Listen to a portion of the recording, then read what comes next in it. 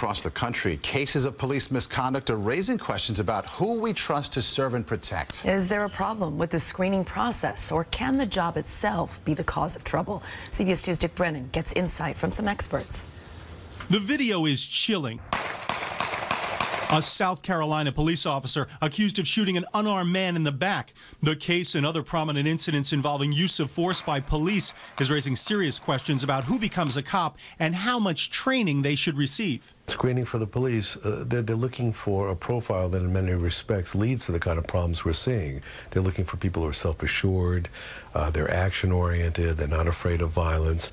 Dr. N.G. Burrell is a forensic psychiatrist who's evaluated and treated officers. He says the job creates enormous stresses that could trigger outbursts. When the police start out in the force, I believe they are well-meaning and they want to reach out to the community. But over time, there's a certain amount of burnout, a certain amount of cynicism, a certain amount of shorthand. We call this racial profiling. And if a situation breaks and someone acts out, they become combative, confrontive to an officer, the adrenaline flows, and it's hard. It's hard to predict what will happen there. And now the explosion of video has cast a harsh light on departments nationwide. John Walsh is a retired NYPD inspector.